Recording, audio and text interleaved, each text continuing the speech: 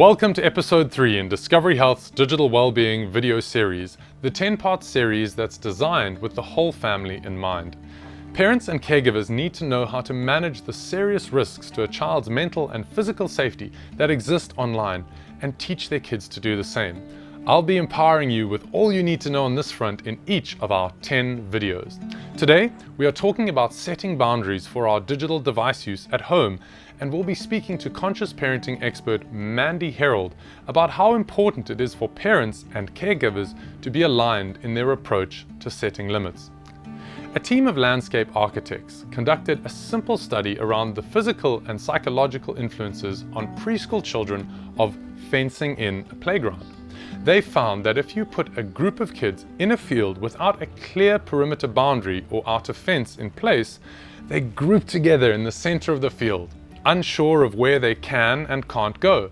However, where there is a boundary around the field, like a fence, the kids feel free to explore the whole field. A clear boundary put the kids at ease to explore. I love this simple example of the power of clear boundaries and how beneficial they can be to children. By giving our children structure and clear boundaries, we empower them to engage their natural curiosity.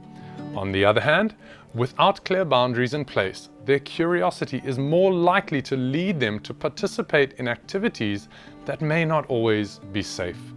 When we take this example into the limitless digital landscape, the argument for boundaries becomes even more convincing. A common theme, one that we repeat across this video series, is that when we give our children access to the online world, we give the online world access to our children.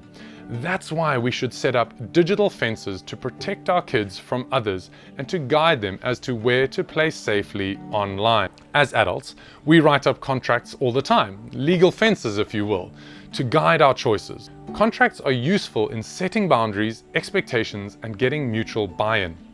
We should similarly prepare and familiarize our children with the concept of contracts by helping them to understand accountability when it comes to their digital habits. We should set up a contract around digital device use for our families.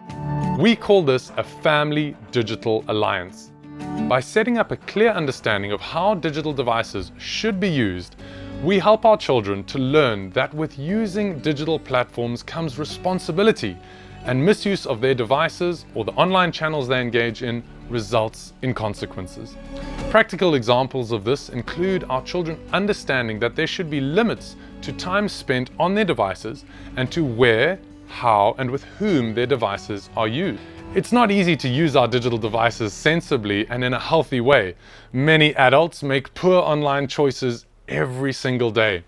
The childhood and adolescent brains are still in the development process, and during this phase, self-control and high-quality decision-making are skills that are still maturing.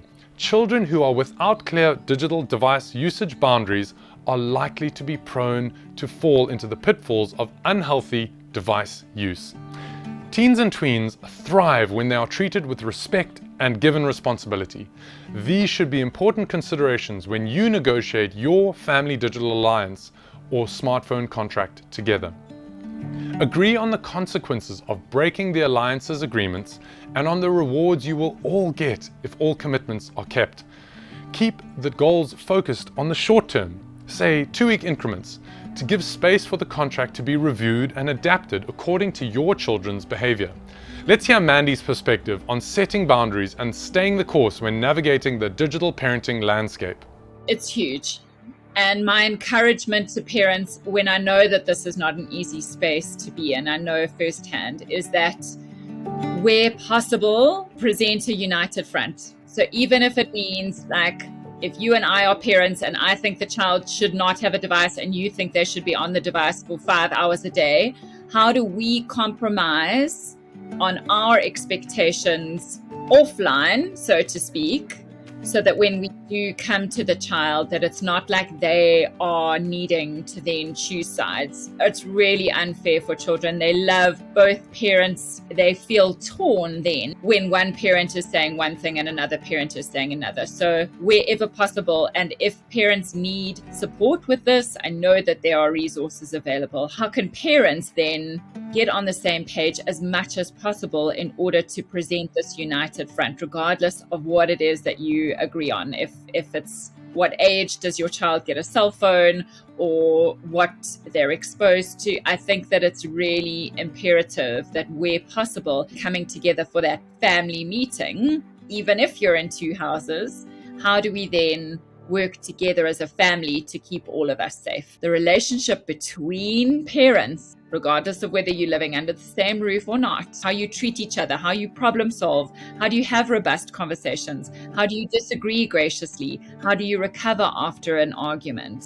The relationship between parents is more significant for the development of a child's self-regulation than the relationship between the parent and the child. Self-regulation is a scientific term for resilience, and it's a better predictor for our children long-term than IQ, early reading, maths. It helps us to have healthy relationships. It helps us to set and achieve goals. It helps us to delay gratification. So think about that as a construct, the self-regulation as a skill. What are we role modeling? How do you get a self-regulated child? With a self-regulated adult. It's clear that setting up a home life in which the family runs around clear, mutually agreed boundaries makes for a calm and safe space, especially for children. We've added a link to the Discovery Mental Health Information Hub below. Visit the hub today to access resources to help you set up your family digital alliance.